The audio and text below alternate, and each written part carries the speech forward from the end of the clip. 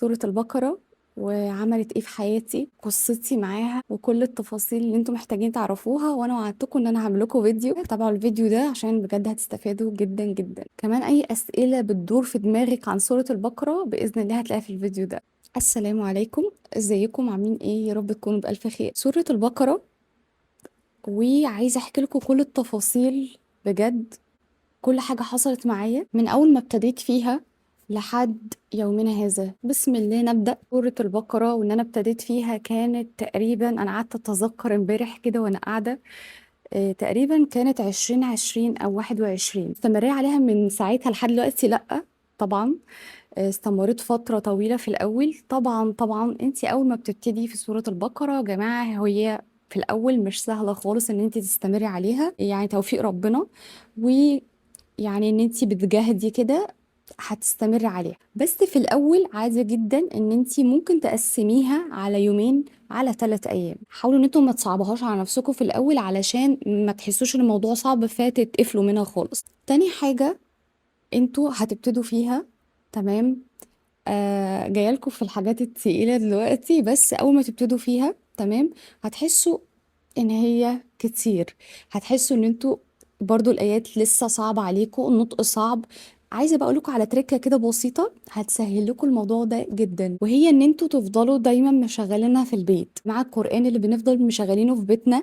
بجد بجد الموضوع ده بيفرق جدا جدا. انت ودانك بتفضل مرمية مع القرآن، بتسمعيه كتير، فانت بالتالي بتحفظيه اوتوماتيك اصلا. فالموضوع ده سهل كتير جدا جدا عليا. انا بحب اصلا قناة مكة، فعلى طول مشغلاها. هي بتتعاد على مدار اليوم كذا مرة باصوات شيوخ مختلفين، ان انت تفضلي رامية ودنك معاها كده. انت بجد واحدة واحدة هتحس ان انت بقيتي تجيبي يعني حتت كتيرة جدا من غير اصلا ما تبصي في مصحف. فدي حاجة برضو حلوة قوي قوي هتساعدكم ان انتوا شغلوها بصوت بقى الشيخ اللي انتوا تحبوه. مش شرط قناة مكة، شغلوها على الموبايل، شغلوها على اللابتوب، شغلوها على الايباد، ايا كان، بس شغلوها في البيت يوميا.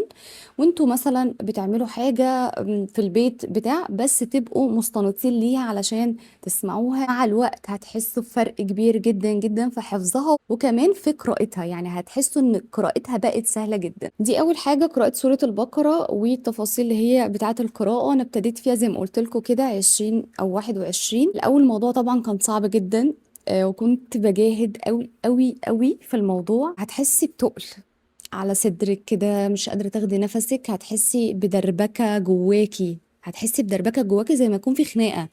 هتحسي ممكن ان ضربات قلبك سريعة، مش قادرة تاخدي نفسك. هتحسوا بأعراض يا جماعة، يعني زي ما يكون سبحان الله سبحان الله، زي ما يكون ربنا بيعالجك من كل الحاجات والعك اللي جواكي. ممكن في الاول برضو هتحسوا ان انتوا مش مركزين، عارفين ان انتوا تقروها بتدبر قوي. معلش، واحدة واحدة يا جماعة. احنا في بنات كتيرة بتقعد تسألني الصلاة على النبي، الاستغفار، الأذكار اللي انت بتقوليها ديت وحكيت لنا عنها، نقولها بتدبر ولا ما نقولهاش؟ لا، انتوا قولوها، ومع الوقت هتحسوا ان قلبكم هو اللي بيقولها اصلا قبل لسانكم. دي نقطة مهمة جدا جدا، ان انتوا في الاول معلش هنجاهد شوية لحد ما نعرف نجيبها كلها في يوم واحد. وكمان ان احنا نقولها واحنا مركزين فيها، وبنقرا كل آية كده واحنا مركزين في كل آية. الحاجات اللي بتحصل من ورا سورة البقرة في الأول ممكن كتير جدا جدا جدا، مش هتبقى سهلة عليك. اوعي اوعي اوعي توقفيها مهما حصل لك. هيحصل جواكي حاجات زي ما قلت لك، اعراض كتيرة جدا جدا، تحسي ان انت ممكن روحك بتطلع. اوعي توقفيها. تلاقوا يا جماعة حاجات بتحصل في حياتكم، شقلبة غريبة جدا جدا، ناس بتبعد عن حياتكم، ناس بتقلب عليكم فجأة، مشاكل بتطلع لكم من تحت الأرض، انتوا مش عارفين المشاكل دي بتحصل من ايه بالظبط. مخنوقة، هتحسي بحاجات، أعراض بجد. يعني لو واحدة مش متمسكة بالموضوع بتاع سورة البقرة وإن هي إن شاء الله تلتزم بيها، هي من أول يومين 3 مش هتقدر أصلا تكملها. فده توفيق من عند ربنا. ادعي ان ربنا يثبتك.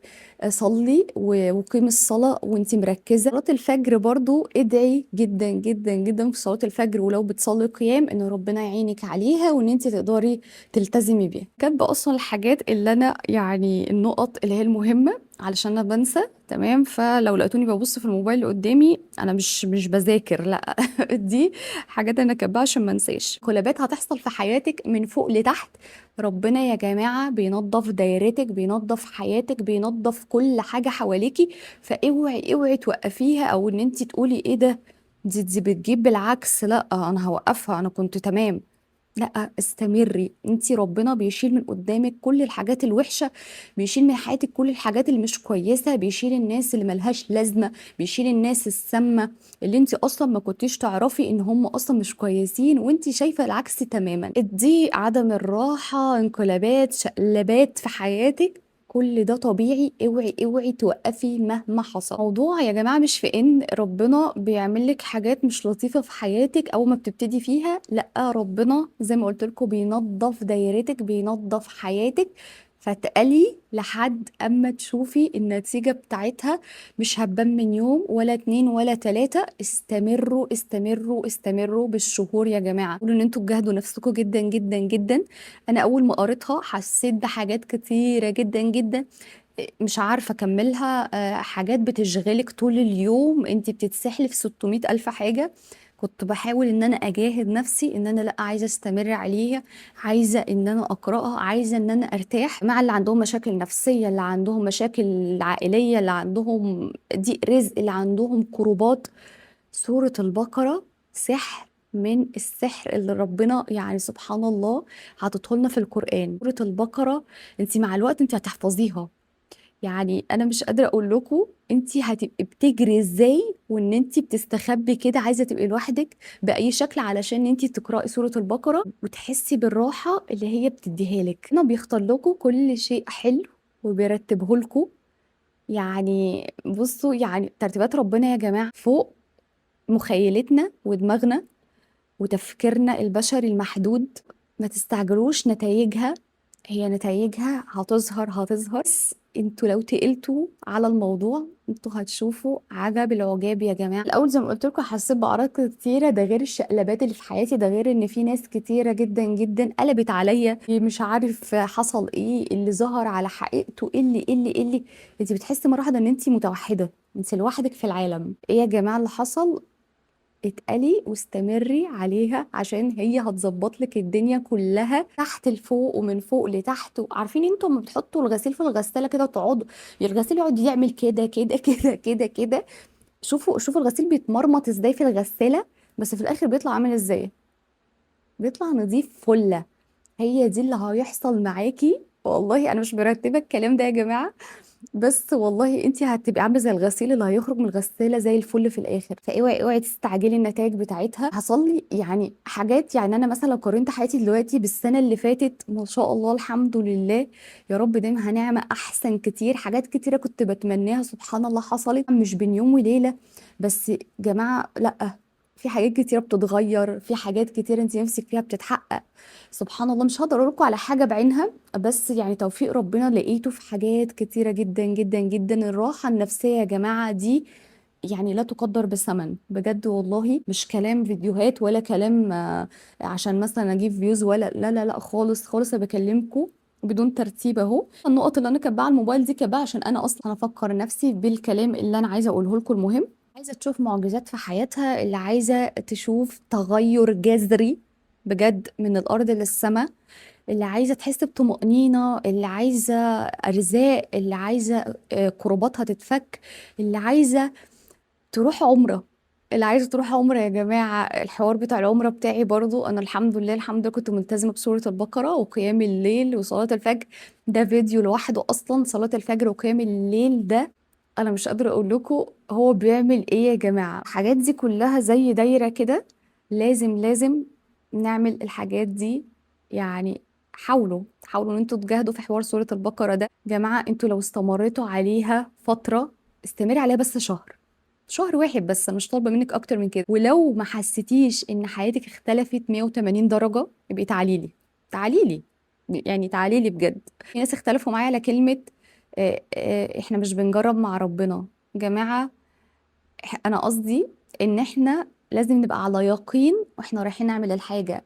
انا مش رايحة اجرب يا حصل يا ما حصلش، لا، هو مفيش حاجة اسمها كده. احنا بنروح واحنا على يقين وتسليم لربنا ان انا بعمل اللي عليا وانا عارفه يا ربنا ان انت هتكرمني بكل حاجه حلوه. دي نقطه كنت حابه اوضحها في حته الكلمه اللي انا قلتها في فيديو قبل كده، وفي بنات علقت عليها باسلوب مش الطف حاجه، بس تمام. الفيديو اللي جاي باذن الله باذن الله هيكون عن قيام الليل وصلاه الفجر. فيديو هيكون حلو قوي قوي قوي، انا متاكده، لان يعني صلاة الفجر يا جماعة وقيام الليل ده مش هينفع في فيديو يعني أتكلم عليه دلوقتي، ده محتاج فيديو لوحده.